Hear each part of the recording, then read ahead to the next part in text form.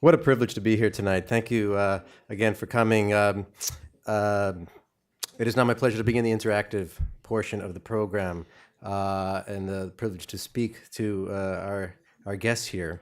In a moment, we will have a panel discussion with Emer O'Neill, Director of Wave Goodbye to Dinosaurs, Gita Ganbir, Director of A Journey of 1,000 Miles, Monica McWilliams, co-founder of the Northern Ireland Women's Coalition, who you saw in the clip, and Nala Valji, Senior Advisor in the Executive Office of the UN Secretary General. But before we go to our panel, I have the distinct honor of introducing to you our opening speaker, Ms. Madeline Rees, OBE. Ms. Rees is a British lawyer and Secretary General of the Women's International League for Peace and Freedom. She is, I know, known to most of you. She is a longtime fierce defender of human rights. She has brought cases to the European Court of Human Rights and the European Court in Luxembourg. In 1998, she was appointed as head of the Office of the High Commissioner for Human Rights and their gender expert in Bosnia-Herzegovina. From 2006 to 2010, she served as the head of the Women's Rights and Gender Unit for the Office of the High Commissioner for Human Rights again. And this list, of course, does not even really scratch the surface of a truly distinguished, remarkable career. I think we've all experienced that momentary delusion of grandeur where we might ask ourselves, I wonder who would play me in the movie. Well, for Madeline Rees, such a question would be neither delusional nor hard to answer. Indeed, she was portrayed by none other than Vanessa Redgrave in the 2011 thriller, The Whistleblower.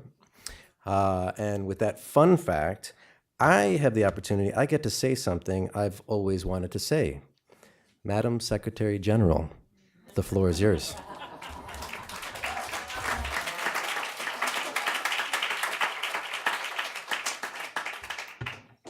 To say I'd rather be the Secretary General I am than the Secretary General over the road. I get to do real fun things, like sitting next to Monica when she's making comments about the film and telling me who said what and what was being said off mic or on mic on occasion. I just briefly want to say my reaction to some of the work that has been done by these incredible directors and brought to us by Abigail Disney. I first saw Pray the Devil Back to Hell on my own. And I saw Wave Goodbye to Dinosaurs on my own. And I cried both times, because being British, we don't do that in public. Second time I saw it, Pray the Devil that was in Geneva, where Wilf hosted a 1325 event. And it was one of those times where you didn't think there were going to be many people there. It was like 6 o'clock at night. It'd been a long day at Human Rights Commission, Human Rights Council, sorry. But it was packed. It was absolutely packed. And Abigail was there. Everyone watched the film, total silence at the end. Everyone wasn't quite sure what to do. Then there was obviously applause. And then we asked for comments, and the Swiss representative said, I've just got to say how proud I am to be a woman, which brought the UNICEF guy and said, and I'm so ashamed to be a man. And then I thought about that, because Abby really was she said, watch it again and see what the good men are doing. She actually did deflate that sort of binary narrative. But then I thought, actually, that's what I had felt when I saw it and I cried on my own. It wasn't because I was upset by the films, it was because I was so proud that finally I was seeing something on a screen which reaffirmed everything I had seen from conflict countries and all the places I'd worked, where women had been doing so much, so brilliantly, for so long, and without there being any acknowledgement. And suddenly there it was. In Pray the Devil, we saw how the Liberian women had actually seized the narrative and changed the whole dynamic of conflict. In the Wave Goodbye to Dinosaurs, it was these brilliant women from Northern Ireland who worked together to actually make the changes in how the approaches to peace were going to happen. And then in the Bangladeshi clip we saw just then, the women who stepped up to become police officers did so because they were looking at a political economy of how their lives had been impacted by patriarchy, and they were going to do something about it.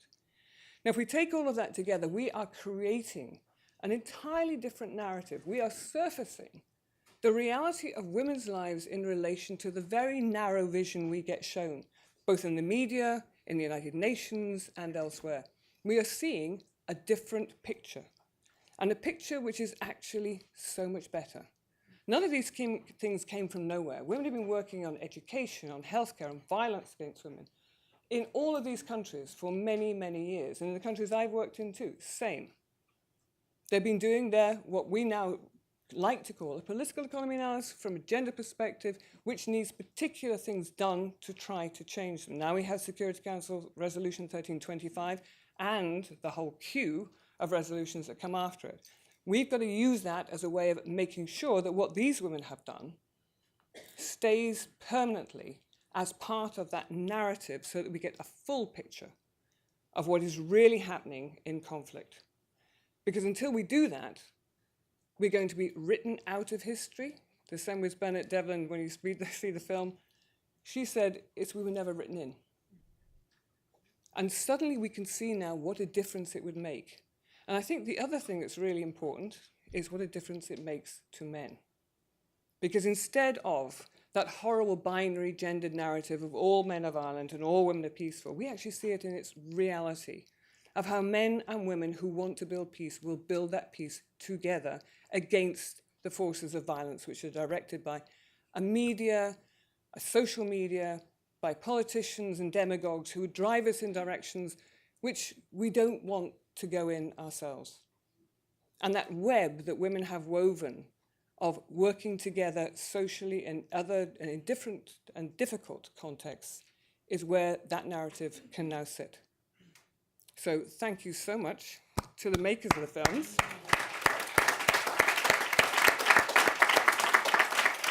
And more importantly, to the people who were the ones who were in the films, who made the difference.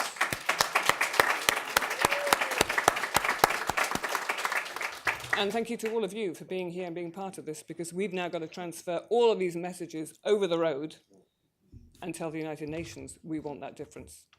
Thank you. Good evening, everyone. My name is Sarah Taylor. I am the Women, Peace and Security lead here at IPI. And this is a little bit of a confusing moment for me because I'm absolutely delighted to be on this stage with these amazing women, but I have to follow Madeline Reese. So that's a little bit of a conundrum for me.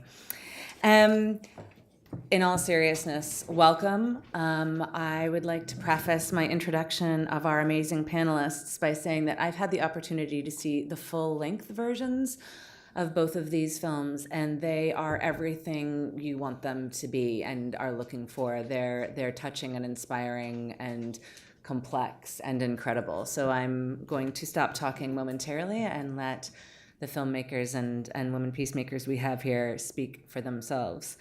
I will do a quick line of introductions, although for at least one person here, that seems mildly unnecessary given the clip that you've just seen. So I'll start with Monica McWilliams, who co-founded the Northern Ireland Women's Coalition Party, was in fact elected to the multi-party peace talks, and in fact became a signatory to the Good Friday Agreement in 1998, so I hope that's not a spoiler.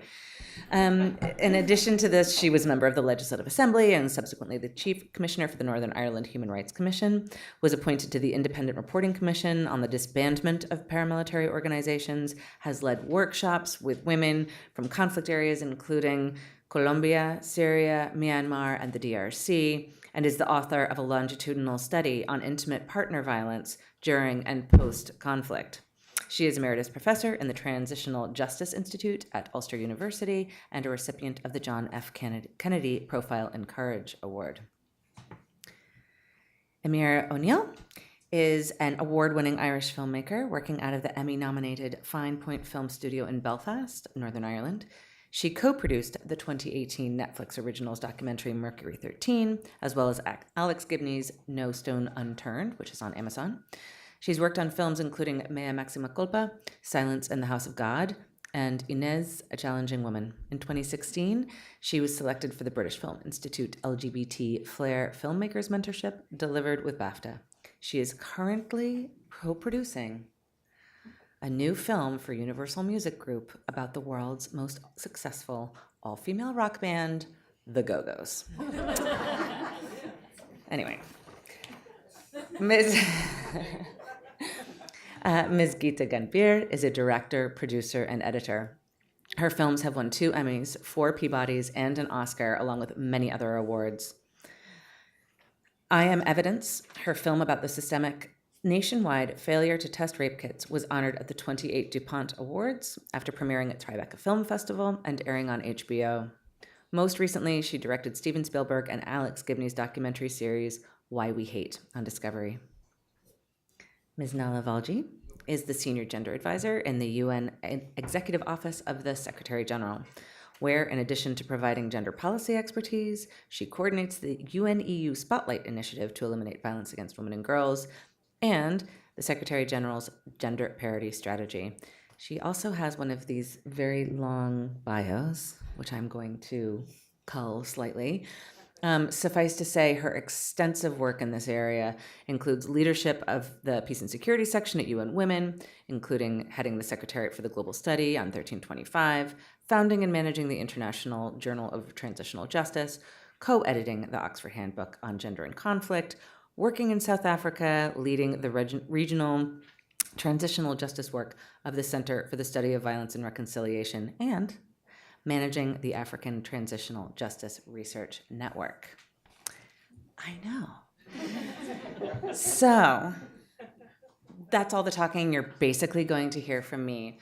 We're going to hear from our amazing panelists, and then we'll have time for question and answer with all of you.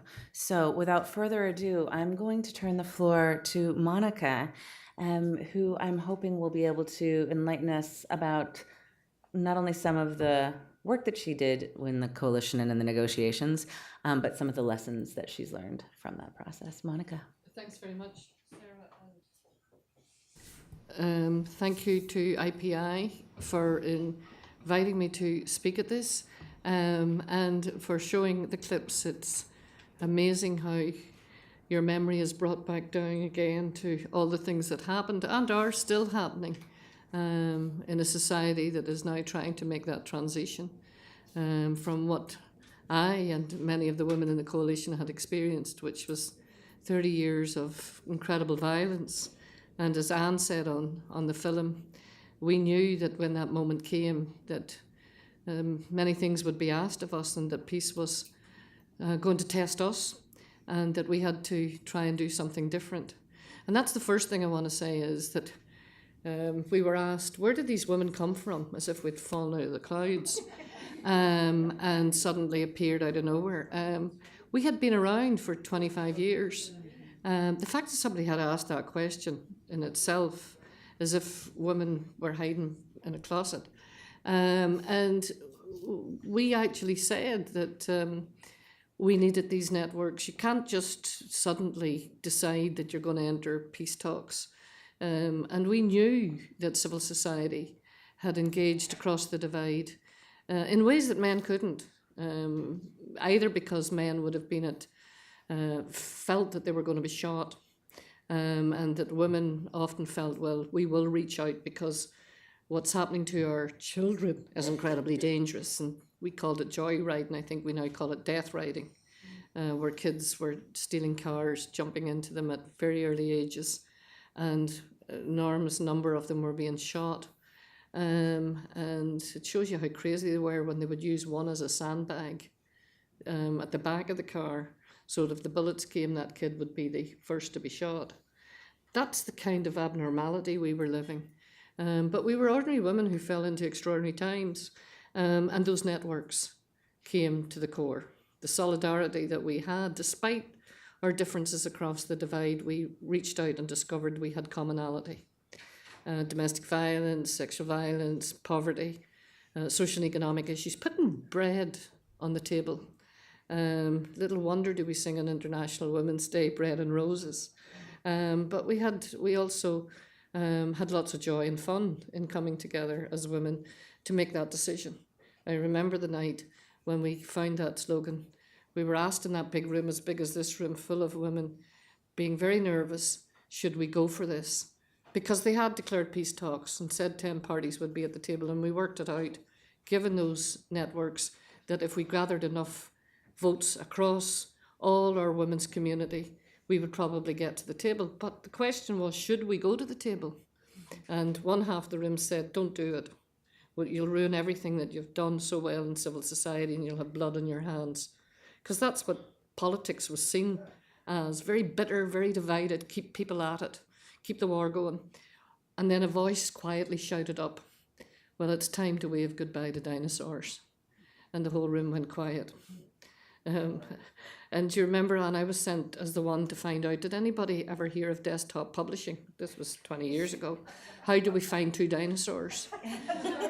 And I ran down the street, found a wee house, asked the person who everybody knew had a computer who could design dinosaurs, and I knocked his door and I said, I hear you can draw pictures of dinosaurs on your computer. And he said, what do you want them for? And I said, I'll tell you after you draw them. So he drew them. I took the picture off him. I said, thanks very much. It's for a political party. He slammed the door and I never saw him again. And that's the story of those terrible posters. But that's what women do. We went to strangers. We had some creativity. We had a lot of curiosity about the other side. And we took those risks and entered it. So if peace is about doing something different, then what do women bring to the table? The process was very tough. It went on for 2 years.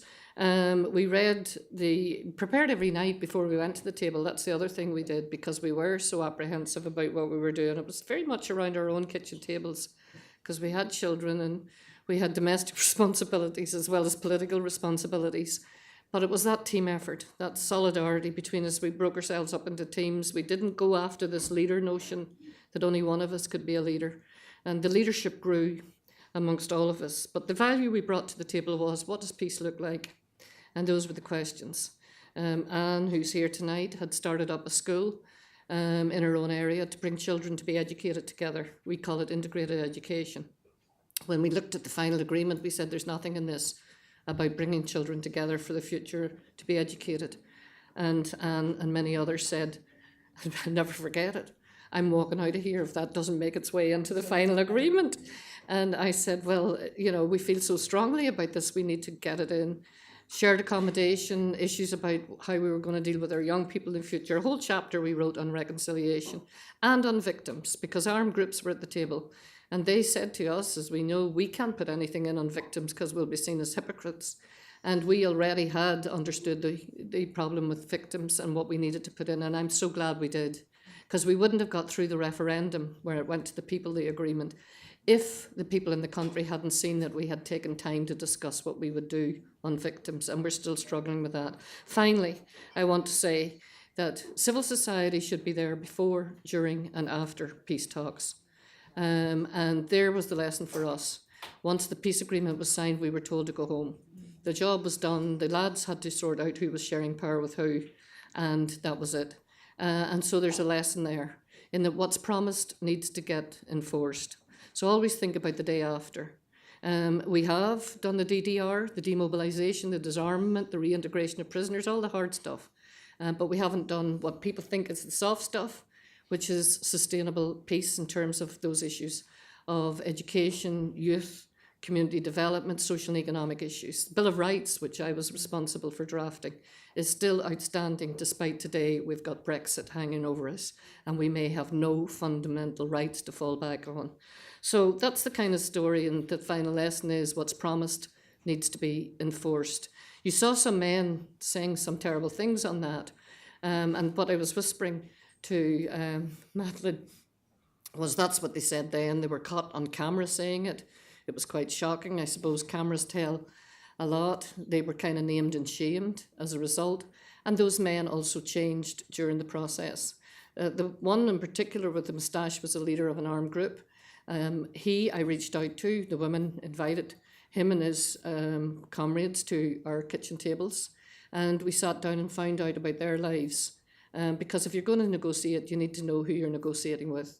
So reaching an accommodation is a strength, not a weakness. Talking to your enemy is a strength, not a weakness. Taking those risks for peace, and it paid off. I became a signatory on Good Friday over 20 years ago. And I'm still today working as hard to implement that piece as they did on Good Friday. And I said that day that we'd interrupted the culture of failure. I hope we'd never go back. I've discovered pieces, well, I knew it, the piece would be built piece by piece. It's an unfinished business. And I suppose I'll be pushing up the daisies, still struggling to make that piece work. Thank you.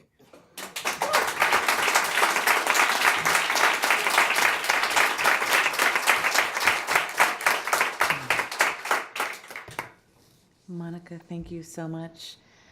Emer, you have the floor. Thanks to IPI and Pieces Loud.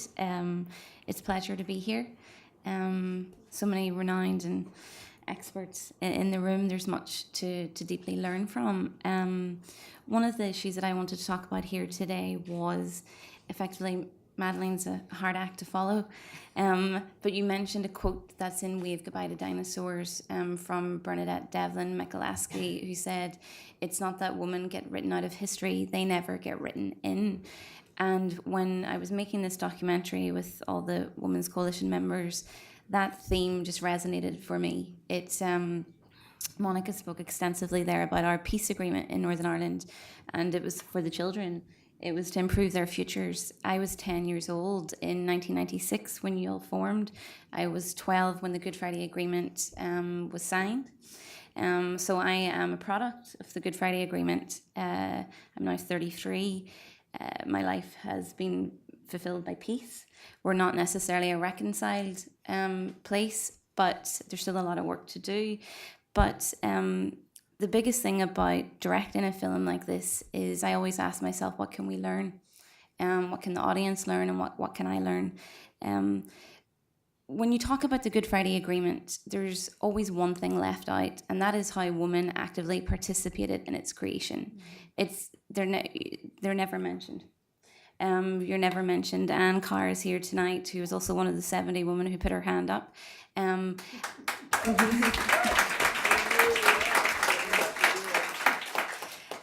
that bothered me. When I was at school in history and politics class, I was not taught the story of the Northern Ireland Women's Coalition. I wasn't that familiar with it at all. And I felt a responsibility with Fork Films and Fine Point Films in Belfast to, effectively write your story into our local history, but also internationally. The talks took 2 years, but decades of activism. It's hard to follow Monica too. But those networks that you're referring to, women were building and running communities back home. You were carrying out peace building on a daily basis.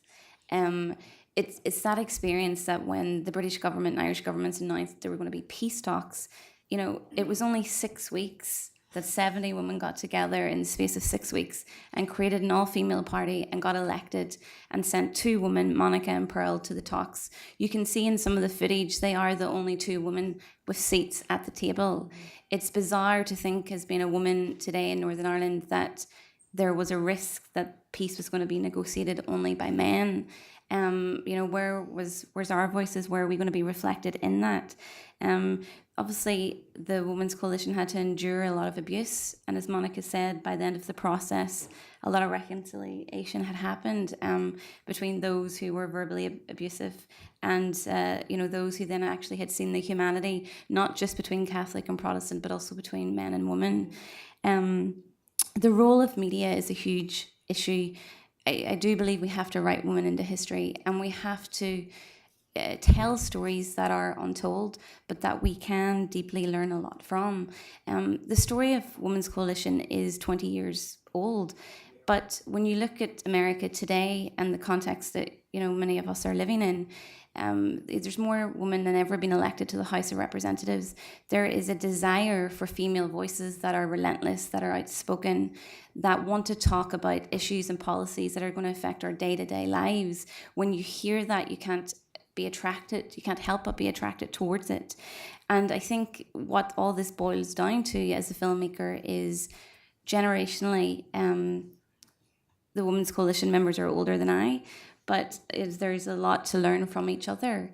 It is trying to work out, when you tell your story, you tell these wonderful stories, what is it we can learn? What can I learn, and what can I take back to the streets of Belfast? But also, when on March 25th, when Wave Goodbye to Dinosaurs goes on PBS, what can an American audience learn from the story? And for me, it was defined in one of the clips by Jane Wilde, who said, exposing your identity is very difficult, especially in a place where identity is linked to danger and to violence. What you have all taught me is that in order to effect change, you have to expose your identity. You have to be willing to speak out. You have to hold your head up. You have to take to the street if necessary, or you have to go across the road and you have to demand.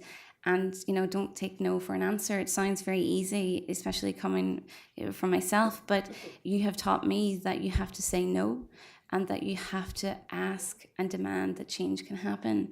That is what I hope America takes from Wave Goodbye to Dinosaurs. I think wherever we are in the world, where you can wave goodbye to dinosaurs, you should, and where you haven't been able to just yet, start waving.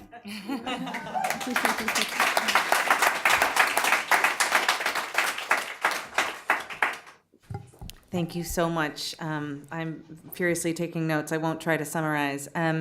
I might actually just point to a panel I was on with Anne earlier today to tie the bow on this part of the conversation before we move to the other clip, which is that she spoke about women's engagement in this process as envisioning what a society needs to be, what a society at peace with itself needs. And that was the approach to that work that you all did. Resolution 1325 on women, peace, and security has at its core participation. And that is in peace processes. It's also in all efforts to create and maintain peace, to prevent conflict, to sustain peace. The second clip that we saw is another story that doesn't get told. Another place in which women's role is not reflected, is not written into history. So, Geeta, please tell us about this incredible movie with the Bangladeshi all-female police unit. Sure. Thank you so much. Okay, I think it's on now. So thank you so much for having us here today, and it's a huge honor. And I also feel very impressed and intimidated by the company I'm in. But it's really a pleasure, and I'll try to follow up everyone who came before. I think my co-director and co-producer, Sharmeen Obaid-Chinoy, who is a 2-time Oscar winner and based in Pakistan, so she couldn't be here today. She and I decided to make this film because we were really troubled by the portrayal of Muslim women in the media, particularly in Western media, at the time this film was made, and we continue to be troubled. But it felt to us that the portrayal of Muslim women was mostly around they were being portrayed as victims or voiceless or as aiding and abetting extremist groups and terrorism. I mean, it was sort of a one-dimensional sort of vision of them, and we really felt it was important to tell complex stories about women from our part of the world as having agency and full lives, and so this story really, we read an article, I think, about women who were being deployed from India to Liberia a couple years prior, and that was really inspiring to us. And we were deeply interested in women as part of the peace process too. When we found out about the women from Bangladesh that were being deployed to both Haiti and Congo at the time, that was even more interesting because these are predominantly Muslim women, and again, a story that we felt we'd never heard about and wasn't receiving any sort of coverage. So that's why we chose this story. And I think what we discovered in being on the ground with these women was really not only the impact they had on on essentially their mission and on the communities that they were interacting with. But we also really learned what it meant for them as women from a patriarchal traditional culture. Even though Bangladesh has made great leaps in recent years, there is still a tremendous amount of work to be done. And these are women who, again, came from traditional backgrounds, had often never left the area that they grew up in, some had never even been on a plane before. And what did it mean for them to serve in a community such as existed in Haiti at that time, in post-conflict and post-disaster zones? So that was of great interest to us. And I think some of the things that, at the time the UN had the initiative to try to recruit more women into the peacekeeping forces. The women we followed were police, and they were a formed police unit. And so at the time, I think I'll just rattle off some of the things that were, I'm sure many of you here know, but that were, we had heard were important to having women in the peacekeeping forces, and basically the role that they could serve. So essentially there was the concept, what we understood was that having women in the peacekeeping forces and participating in the process could empower women in the host community. They could address the specific needs of female ex-combatants during the process of demobilizing. Haiti was not a conflict zone, but a post-disaster zone.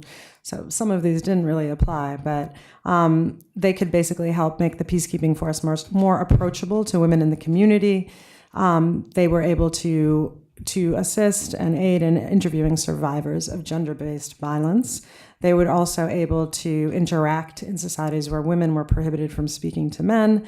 They also helped to reduce conflict and confrontation, improve access and support for local women, provide role models, as I mentioned before, provide a greater sense of security to local populations, including women and children, and broaden the skill set available within a peacekeeping mission. When we arrived in Haiti, as sometimes happens when you're making a film, the story you think you're going to tell is not the story that happens at all. And so the women, we were with them during their training process, which was quite short. And then when they arrived in Haiti, they were confronted with the MINUSTA mission was at the time was extremely troubled. There was they were met head on with the cholera epidemic, and they were met head on with a lot of anger and protests, and which had been built, and the anger had been building over the 10 years prior to their arrival.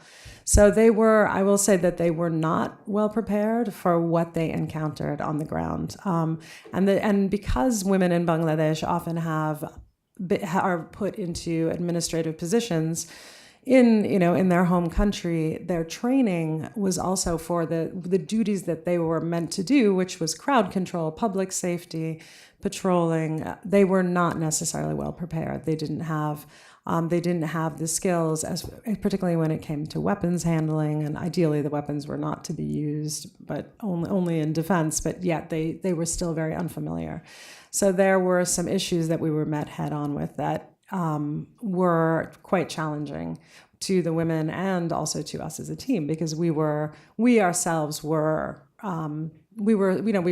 took us by surprise, some of the things that we were met with. What was interesting, though, is the women received additional training on the ground, which they were very, very willing and excited to take part in. And over the course of the year, we were really able to watch them grow. And I think that was something. So that experience is what I want to talk about a little bit, is the women, to see them sort of blossom over the course of the year and really step up.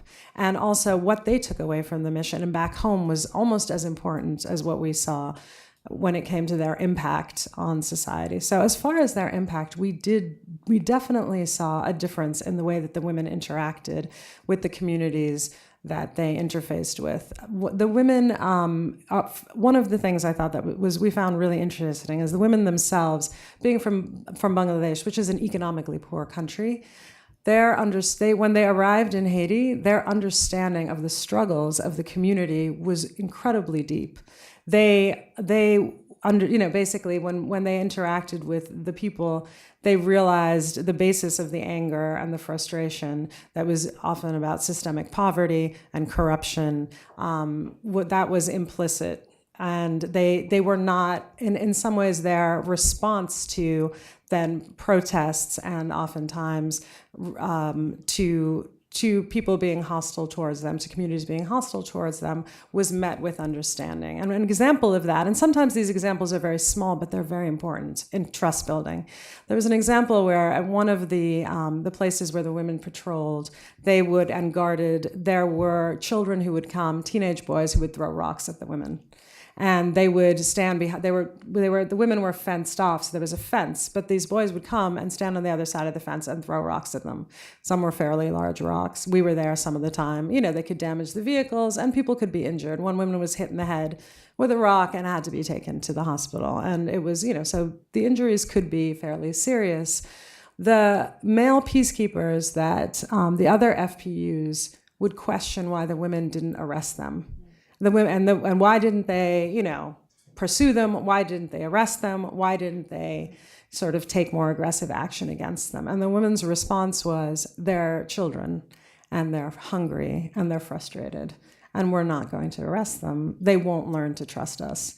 They will think that we are just like everyone else, and we're not interested in doing that. They have to learn to trust us. If we can't, if we respond with force and violence, then we are just like everyone else who's come before. So the women instead put up nets around their guard posts, and they tried to interact with the kids. And after a while, it diffused the situation. It took maybe a few months, but that, I think, the history again of police violence in Haiti, with the Haitian National Police already, that precursor was, I think, what was expected from the community, and then there were obviously there were scandals and that came out around the peacekeeping units that were there that did respond with violence there, and as many of you may know, there were allegations of sexual abuse.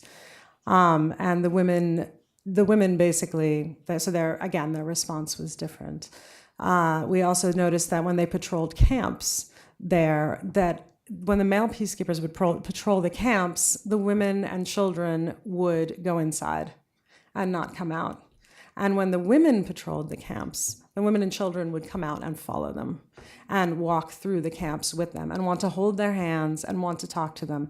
And after a while, the women would sometimes bring little treats for the children. They would try to interact with them. They would play games with them as much as they could. There was a language barrier. There was often an interpreter. But so it was that was really inspiring for us to see. It was just a difference in the way that they were handling the situation. And at the end, when they left, there was a familiarity and a trust built within the community. And then very quickly, because I'm over talking, I'm going to tell you guys about what I saw with the women themselves and what they experienced.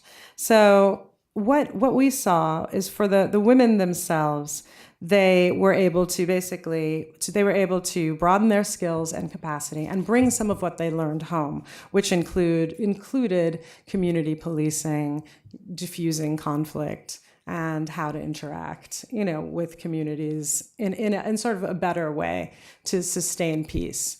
Some of the other things that they learned as well. They also experienced, coming from a traditional background, a lot of the women experienced a freedom that they did not have at home. They were able to bond with each other. They were able to work together. They were given responsibilities they didn't have at home. And they also, in some ways, some of them were very happy to be free of the burden of childcare and the cooking and those sort of things. So they really, for them, that was a sort of a joyful thing, even though they missed their families terribly. They were able to, the money that they made on this mission was 3 times what they would make at home. So they were effectively the breadwinners coming from Bangladesh. And so that really made a difference to them. They were able to support their families and become sort of role models for their own children. The little boy in the film who you saw said of his mother, when we went back and asked him what he thought about, his mother being away for so long, he said, when I grow up, I want to be a big shot police officer like my mother. Even though his father was a police officer, it was his mother that he saw as the example. And I think too, their work, women's work is a way to combat patriarchy. Women being financially independent and having the ability to sustain themselves and their family is key to, again, to changing the narrative. And so I think in conclusion, I think one of the things that we learned from this is also just the fact that, as Audre Lorde said, the great Audre Lorde said, the master's tools will never dismantle the master's house.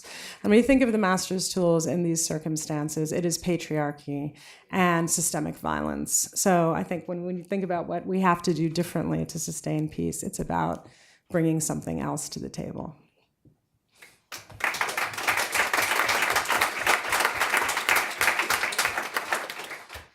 Just as I was devastated that we couldn't show all of both movies, I'm really sorry to cut you off because I will always want to talk about Audre Lorde and the part dismantling the patriarchy. Nala, you have the role of final comments, insights, thoughts on this fascinating topic.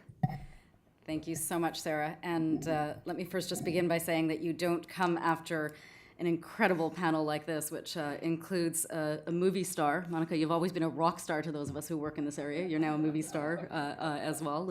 And two movie directors and a keynote from Madeleine Rees, and have anything to say that's going to be new or as eloquent as what's already been said. But perhaps just a few wrap-up thoughts, Sarah, as you suggested.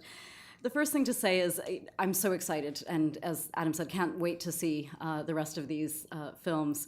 In my previous role at UN Women, one of the things, and Sarah actually partnered with us on this, we used to train we used to provide an information setting to new Security Council members as they came onto the Council on women, peace, and security, and what is this agenda and why is it relevant to the Security Council. And we actually used to use a clip from Pray the Devil Back to Hell. And it was just such a powerful tool to communicate the message of why women's participation was so crucial and why the Women, Peace, and Security agenda is at its heart about peace and security. And I think, as it was said in the movie, this is not about women's issues. This is fundamentally about inclusive peace and sustainable peace and security. And I think we can all agree, Sarah, you spoke about participation being at the heart of 1325 in this agenda. I think we can all agree that women's equal participation and representation is simply a basic human right. And we should be able to leave it there. That should be the end of the discussion. But the reality is that there is an incredible impact on our operational effectiveness on peace and security by women's meaningful participation and representation. We know this, we have the evidence, but we continue to exclude women regardless. And I think one of the missing pieces for us, perhaps, is the need to find a new way of communicating. We need to find a new way of communicating this evidence, one that impacts in the emotional way that these films do. And I think the power of these movies is exactly as the directors have said, showcasing what has become our talking points over the years. We can talk about the way in which female peacekeepers access communities differently, the way in which it impacts our credibility, the way in which it increases the reporting of sexual and gender-based crimes, how it builds different kinds of relationships with the communities. But until you see that, until you see the women patrolling and the women and children coming out to follow them, until you see those relationships being built in front of you, I don't think we fully understand the impact that we can have through women's meaningful participation. It's the same thing with peace talks. We can talk about the different perspectives that women bring to the table, why it is that women's impact is not because they're inherently peaceful, it's because they build different kinds of coalitions. They bring different issues to the table. They bring community issues to the table, so that when peace talks hit bumps, as they inevitably will, it has national ownership. It has the ownership. It has the peace dividend that is needed to see that process through. But until you see it in the way that it's evidenced through the Women's Coalition and the Northern Ireland peace process, I don't think that really comes to light or hits home in the way that one-dimensional talking points really just can't.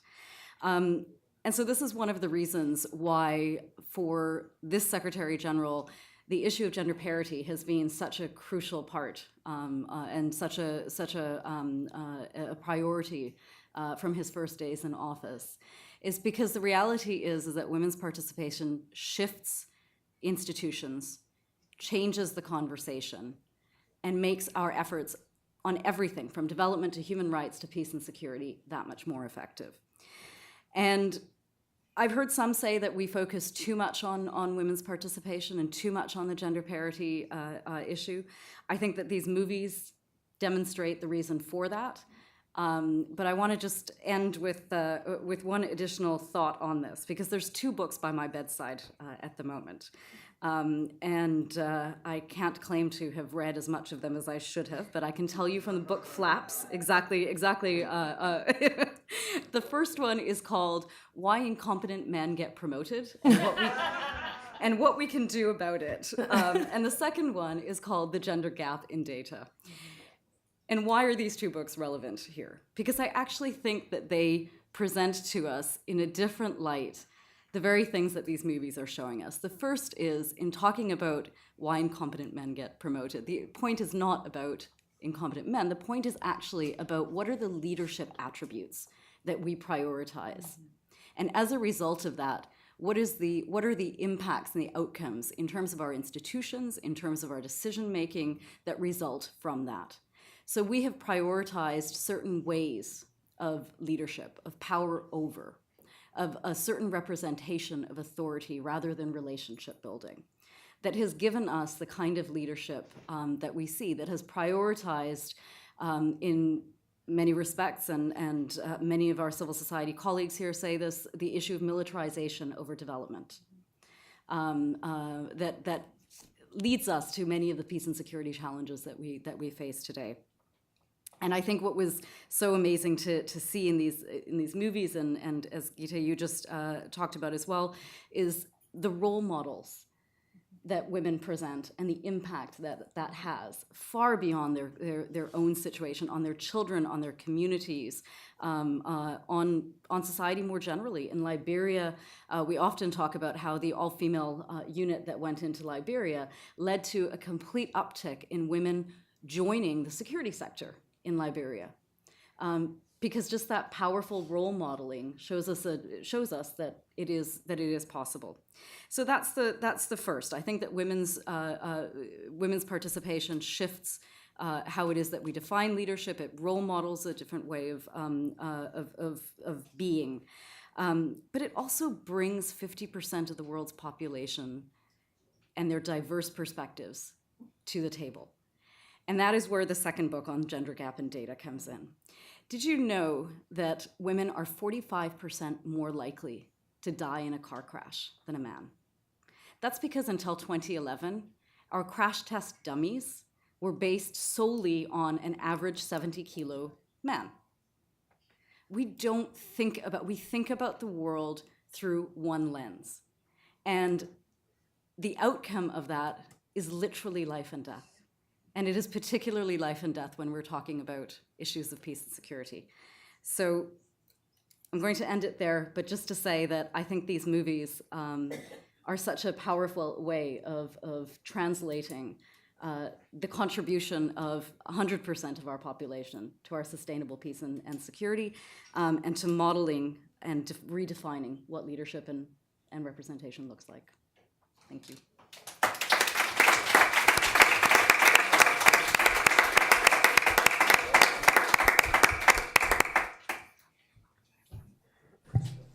Thank you, Nala. It's all I can do to not go on Amazon and start Googling those books to buy them for myself. I'm going to just move straight into opening the floor to question and answer. I'm sure that there's plenty of you who have something to comment on or ask a question about. I'll take 3 questions from the audience, and then we'll come back to our panelists. Who would like to take the mic first? We have mics in the back of the room. It's a very shy and retiring crowd. Any other? No points? I mean, I have questions if you want me to get the thing started. So I actually do have a question for the panelists that stretches across both of the films. And, you know, there's been a lot of discussion about the creativity that was required, about stepping forward when you hadn't stepped forward before, but basing that on the sort of long-term history of women at the community level. The women in your film are experienced police officers, but in their communities. And this is about, you know, the risks that women take or tend to take in entering these particular spheres. And I'm wondering if you can speak a little bit to some of the tensions that caused for the women themselves. This is something that comes out very clearly, or not very clearly, but is sort of more explicit in the film that you made. I'm wondering if there's any reflections that you want to make across the board about what that looked like, whether it was, you know, the changes that it incurred for their own personal lives, whether positive, negative, or somewhere in between. I'd love to hear the reflections on that. I mean, I can quickly say, I think my film, because it was what we call a verite film, where we were following the women in real time. We saw it play out over the course of the year. And so Maushumi, who was one of the women that we followed, her husband was actually very supportive. He said that women, so just so we don't stereotype all men as being horrible and, you know, and completely sexist, he was, you know, he was excited about her going. He was exhausted when she got back, but he believed in women's work. And his wife, he married a woman who was actually higher in rank than him and had very little trouble with it. So he was a great example of, you know, a supportive person in that relationship. The other woman, Farida, who joined the police, her father had been a constable and didn't want her to join. He knew how challenging it would be for her. She had direct trouble with her husband, who was a businessman, wanted her to stay home and basically be a trophy wife, and wanted her to quit her job and didn't understand why she felt she had to go abroad and maintain her work. But Farida, having been through the loss of her father already, and also she lost her current husband is her second husband, but she lost her first husband as well, absolutely understood how critical it was for her to be financially independent and to how much her work meant to her. She understood that at any, you know, being dependent on a man meant at any point they could leave or you could lose them, and then, you know, you and your family might be on the street. So that was, for us, we had to watch. There was a lot of conflict in her relationship, but the one thing she was very clear about through the whole thing was that she would not give up her work. When she decided to go on the peacekeeping mission, her husband didn't speak to her for 3 months. Like, he was so angry at her, and that continued, but she didn't give it up. And I think that, and I don't think she ever will, frankly. What we found was something similar. None of these experiences are unique. You find a commonality across all conflicts about what happens to women when they step forward. And that's a very good question, because it's not just how the men in mainstream politics relate to women who are coming in to invade their space, but it's also the men at home. And will they support the women who are stepping up and stepping out? Some do and some don't. And what we'd learned from South Africa in the research on violence against women was a lot of those men felt, what's the word when the women take over? Emasculated. And I heard that word over and over again, particularly in our reform in policing. When we went in to do the training around changes on policing, you heard two things: that the peace agreement has made our police into wimps. So we asked them to change from being a police force to a police service, and that was emasculating them.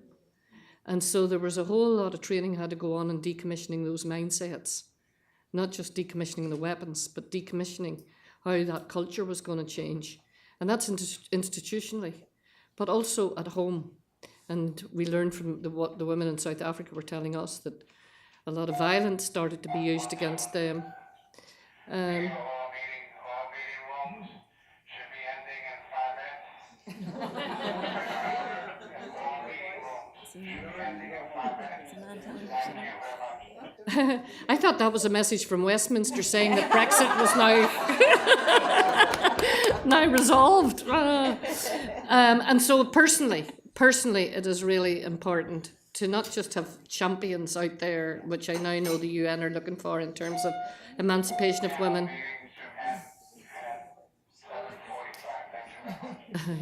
Oh, he's given us a bit longer.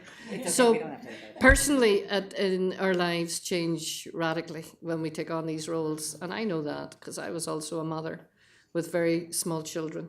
So you have to negotiate with your partner in a way probably that men who had those roles didn't expect that they would have to negotiate with their partners.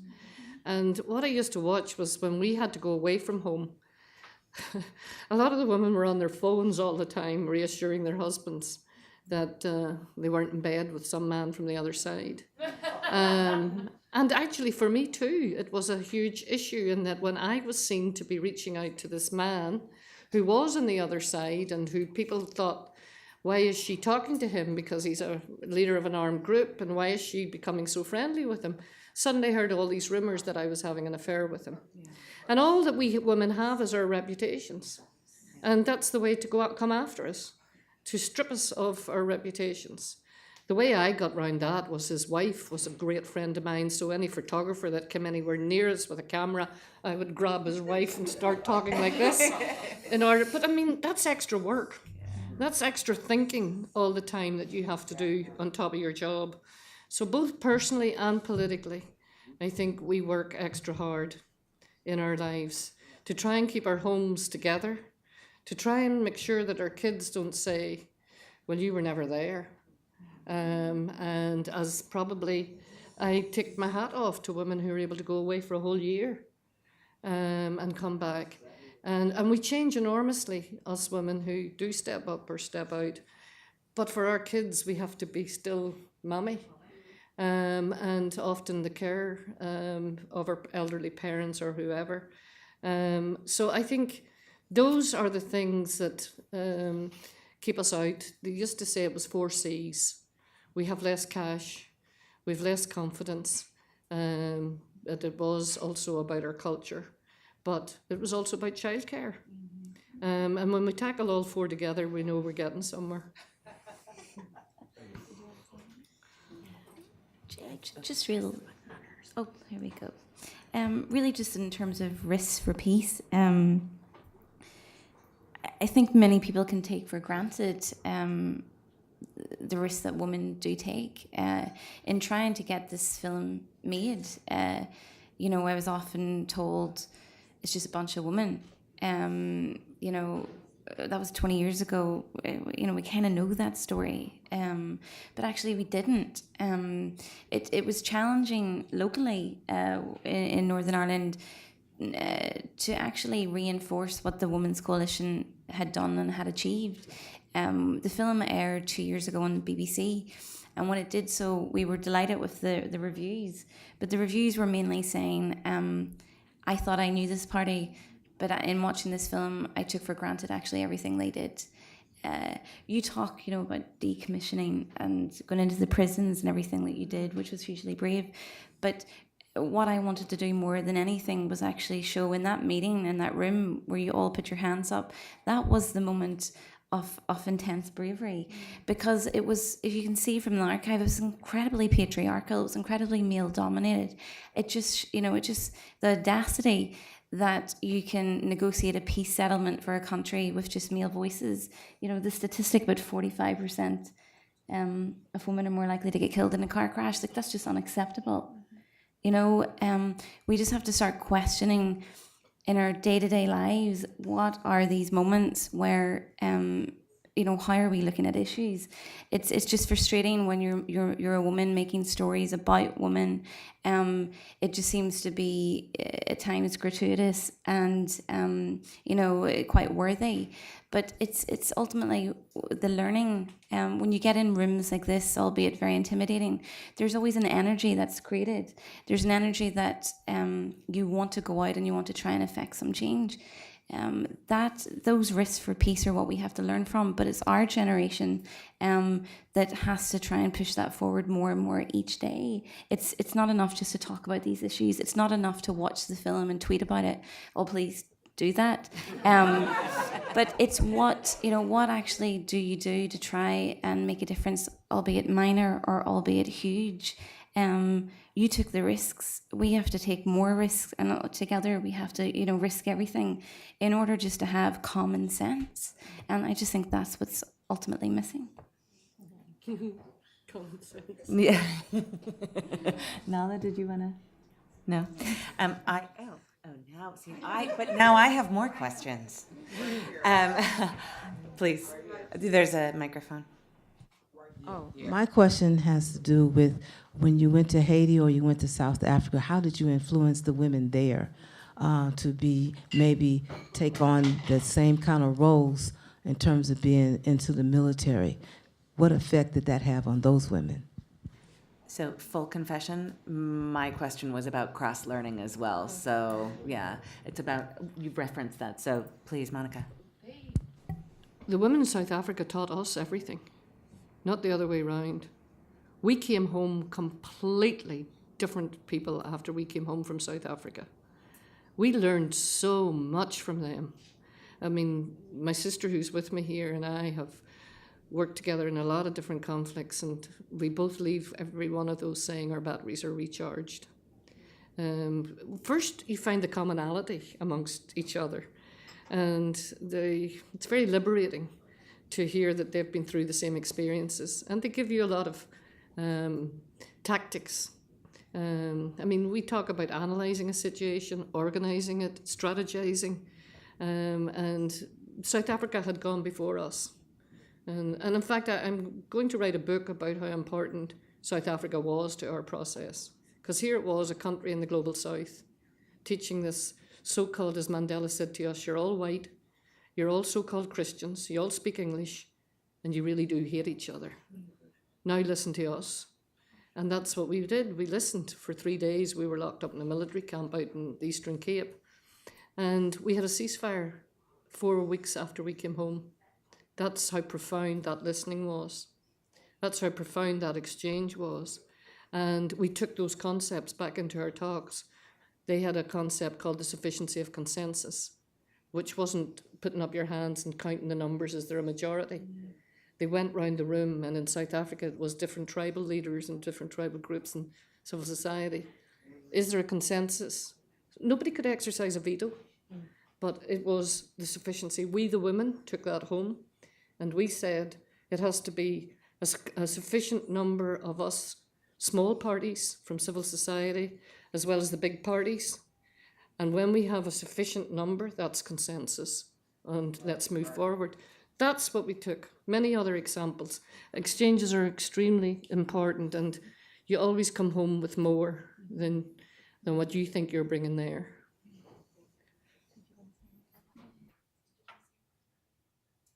I think I would just say as well that one of the things, we had an event last night and there were some incredible women there, and one of them said that the women on the ground always know what they need. It's not that that we have to also deconstruct this colonial mentality that we're going in to save them, even no matter where we're from, right? The women on the ground absolutely oftentimes they're already organizing, right? They already have strategies in place. What they need is support. They need resources. They need people to come in and say, how can we help you with what you're already doing? What do you need? Tell us what you need. And we're here, we're here to do that. We're not here to tell you how you should be running things, because oftentimes they've already survived a conflict, or they're living through it, or they're living through a disaster. So that's, I think, one of the key things is that, oftentimes it's about those, I think, and about those issues. And I think what Monica said is so key to that. To go in and listen and then respond is probably the most important thing. Nina. Hi. Thank you. 2 nights in a row to have the pleasure to hear you. I think all of us have said how there's nothing more impactful than hearing from the national stakeholders that went through something, that led something on the ground, that could speak in personalized ways to it, and how you've captured in film many of those in-country scenarios. And yet, as Nahla maybe raised about the messaging, how when we think about the upcoming juncture of 20 years, 1325, so much of what the Security Council gets and what the international community consumes are, SG reports written by internationals or Security Council members talking among themselves, mostly men. We have area formula where we have NGOs more and more coming in. But in all my years here, I think what we have missed out on not being more creative and engaging women like you to engage in the forum of the Security Council and to share experiences, and for the UN to use you more in terms of facilitating exchanges with women in other areas. And so I wanted to raise, maybe it's not my business, but a question of whether the people in this room and Nahla, what you think of as we approach the 20th anniversary, and we've been in many of those 1325 meetings where you have pre-prepared statements from capitals read out one after the other, no interactive discussion. And I hope that we're not going to hear that on the 20th anniversary, whether we might think and engage and take advantage of incredible women on the ground. And, I've seen it in every place I've gone. You've seen it, any of us who have worked in conflict zones. And I think it's a pity that we don't let them tell their story, which could be so impactful on decision makers in the council and the legislative bodies, but also inspiring to other stakeholders going through it, and to all of us to motivate us to be more committed and to understand it better. So that's, I'd be interested in what you think of that. Thank you, Nina. Another. There's one right here, and there, and then I'll. Women have played so many powerful roles in peace processes, and quite often those peace processes, as part of them, is then an election to a constituent assembly or a legislative assembly, and so many women get cut out through those elective processes. What can be done as part of the general peace process as a whole and women's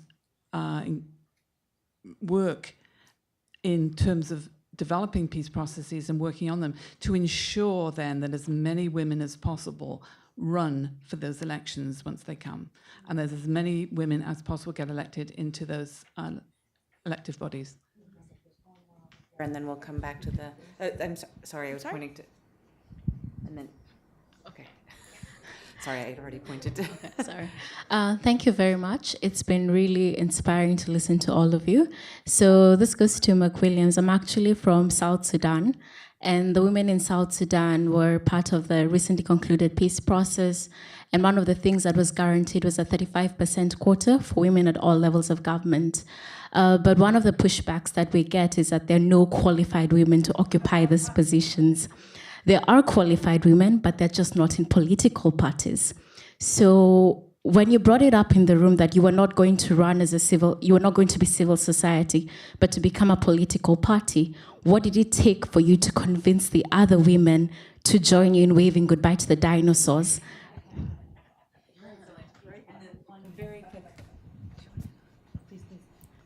Oh, we are touching upon so many dimensions that I'm always feeling hesitant about bringing the future in. What is your evaluation of the intergenerational effects of all of these efforts? You've sort of alluded that when you specify that you are the younger generation, but how many of you are there? That's a good question. And I'll just say we're running out of time, so Okay. I'll just do a Briefly. sweep through across. So. Excellent questions. Election processes, hugely important. Ours was very creative. Why was it creative? Because they wanted the armed groups to come to the table. So they created a process that 10 parties would go, knowing that 2 of the small armed groups who'd formed the political parties would get there. We women sat down and said, well, we could do that. We could become one of the 10, which goes to your question, which do we want to be? And that was the hard question. But the process was so creative that it didn't demand a huge number. We just formed a kitchen table campaign. We asked 100 women to go out and get 100 votes. We knew 10,000 would get us across the threshold. It was unique in some senses. It was context specific. Every context is different. So today you talk about parallel gender committees, and Colombia did it differently, and South Africa did it differently. We found a way through it. The window of opportunity opened up, and it was, yeah, we jumped, but we jumped very nervously because we weren't sure what we'd find on the other side. You remember, we didn't care whether we got elected or not. How many people who run for office say that? And half of the women ran anonymously. Nobody knew their names because it was a party, it was a team that ran. And so we fought hard the last nights to maintain that system, and nobody would support us. And we said, that again shows you, if you don't have creativity around your electoral processes, what happens is they all want to go back to what they know best. And what we knew best didn't work. We wanted them to try something different. And if that didn't work, we said, let's have some affirmative action. Let's have some temporary special measures. We didn't get that either. We sure as hell got it for religion, for Catholic and Protestants, but you weren't going to get it for men and women. You weren't going to get it for the police force, the police service. Every person that was going to be recruited in future, they had to have a 50% quota that they would be Catholic, because it was so underrepresented. It was also underrepresented by women, but did anybody care to introduce a gender quota for that? Not at all. So those are examples that we learned from. We made mistakes. Had we to go back, I think we would have fought harder to keep, because everybody was allowed one thing, we would have fought harder to get an election process that was inclusive and would have kept everybody who made the agreement implementing the agreement. And that was the first mistake. But you always learn. Instead, we went for a civic forum, because we said if women can't get in the door by political representation, then perhaps they can get in through civic representation. So we created and proposed, and it was agreed, that there would be a citizens' assembly established that would address cultural, economic and social issues. It was agreed, it was implemented, it was stood up for 2 weeks, and the political party said, we don't need it anymore, stand it down. It's never come back. And it's never come back. So there's a lesson about what's agreed and promised must be enforced. And that's where we would have brought not just new women in, but young people from the disability sector, from the ethnic minority sector. And what we got was male pale and what is it they say? Steel. Male pale and steel. Yeah. And that's what we got. We learned, we made mistakes and we learned from it. So affirmative action, temporary special measures and things like that do work. And they are beginning. Ireland has now just introduced both the Citizens' Assembly, but also in every political party will get extra funding if they can prove that in future they will have 40% of women running as candidates. And so that's what they, by law. Others, like Scotland, have women-only lists. I think the Labour Party and also has that. So your question about convincing other women, yeah, that was tough, because some of these women were in other parties. We were so inclusive that we actually said, don't give up your membership of other parties, but come and join us also. That's the kind of coalition we were. You couldn't have thought of a more diverse group of people. On that film, if you had to put underneath it, it would have said far right, far left, middle of centre, centre of left, centre of right. That was the kind of group that we, and as someone who had to, we didn't ever use the word leader, but as someone who had to kind of take that forward, it was tough decision making. But we knew that when we went into the room, if we'd agreed amongst ourselves, what we were bringing to the table would eventually stand up, because we'd worked so hard the nights before to get that diversity of opinion. Intergenerational, Emer has to speak about that. Coming to New York last night was lovely for me, because Emer said something that I was able to go to bed and think, well, I did something right, which was that Emer said that what she watched from us and passed it on, because I am now the older generation trying to pass the baton, was that she became a feminist, or was a feminist, but a stronger one, and was also a woman who realised that equality mattered. She knew that already, but was prepared to stand up. And also the most important words were about the importance of human rights and equality in her life, and to make those political. That these were not dirty issues anymore in our country. If we can do that for our next generation, I'll sleep easy in my bed in future.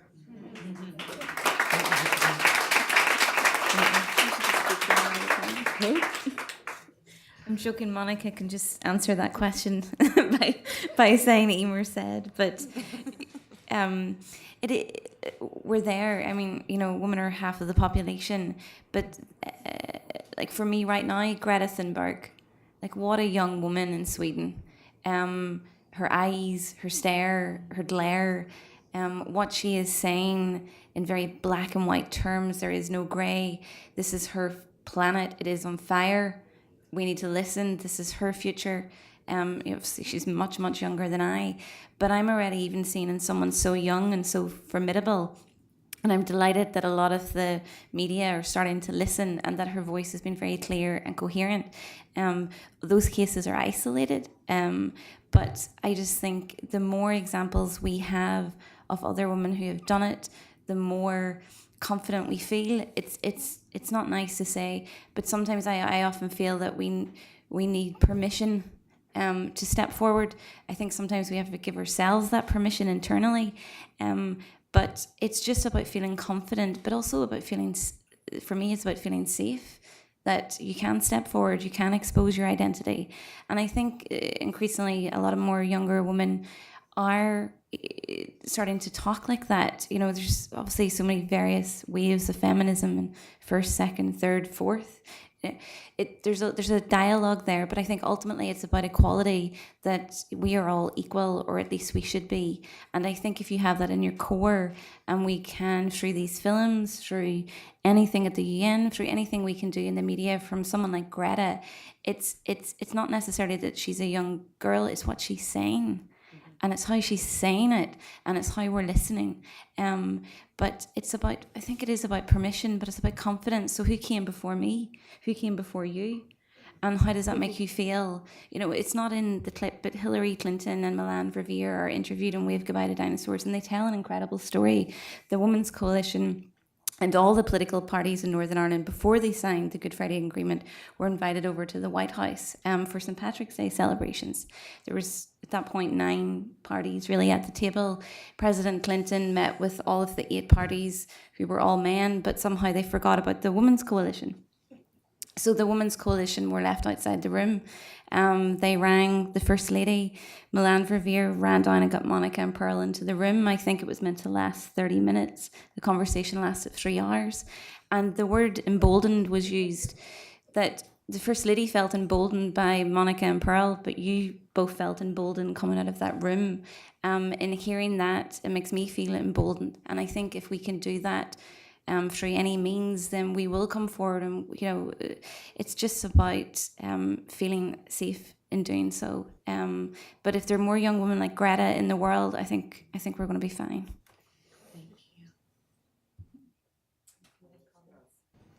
No, I think the only thing that I would say that in the process of making this film, and also just being part of the series and being surrounded by all these incredible women, I think that the like sexism and sexism is basically the fabric of our society, right?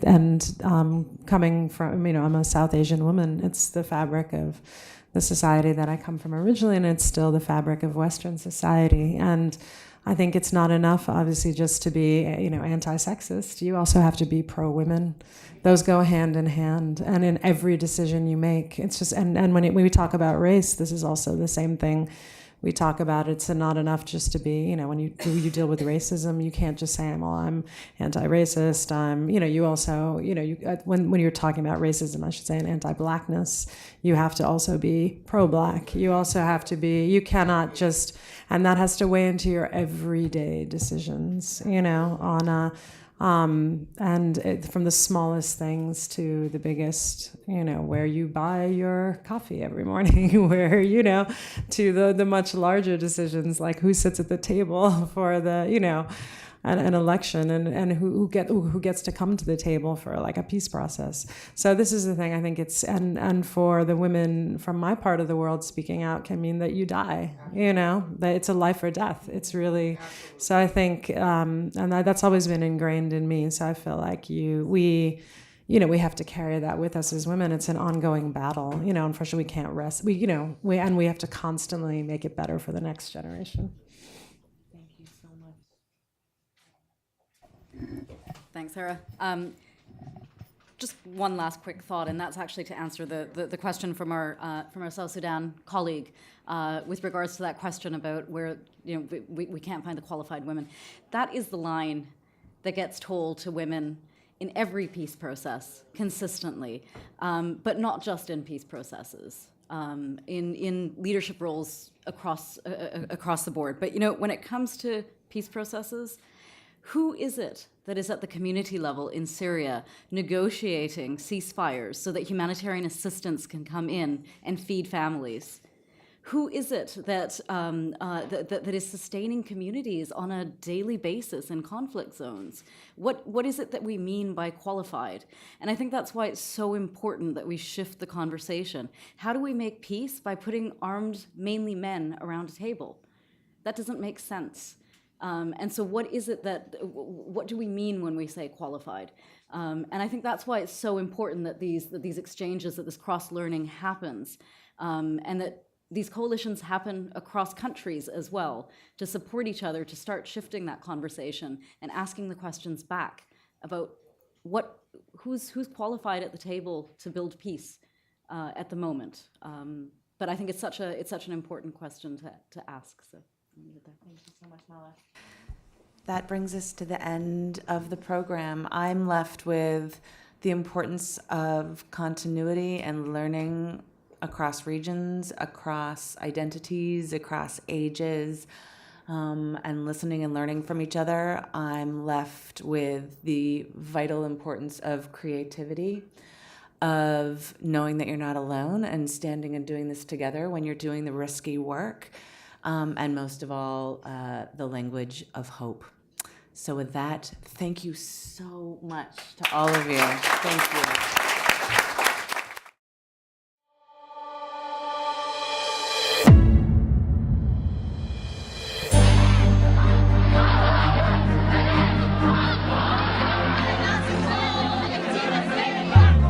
Survived Mubarak's rule, SCAF's rule, Morsi's government, and now back to a government backed by the army.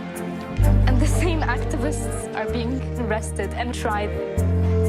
It's not hard to remember what I wanted during the revolution, because what I wanted then is what I want now, freedom. The demands that were chanted sums it all up: bread, freedom, and social justice, including fighting for women's rights specifically.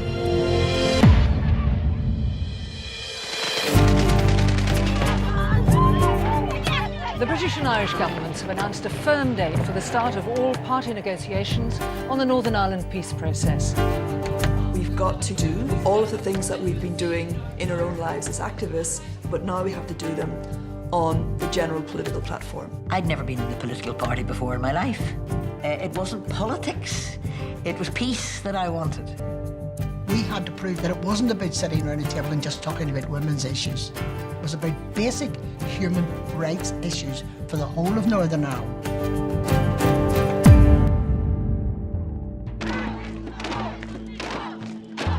পরে যখন আমার নাম এসছে তো আমার husband একদমই রাজি না।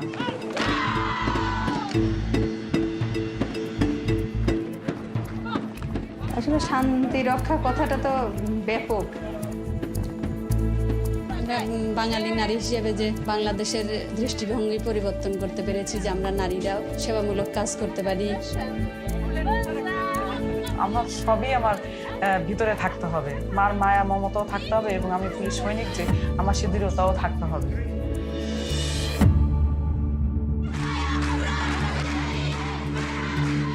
أكثر فترة حسيت حالي فيها حرة بداية الانتفاضة. هذا الإطار النسوي كان هو للعلن عمل اجتماعي اللي هو الروضات، المشاغل الخياطة، تعليم النساء الدريق، هذا كان اللي للعلن. بس هو في الحقيقة في الباطن هو كان تنظيم بحث. النضال النسوي جنبا إلى جنب، النضال الوطني الحرية هي حرية واحدة.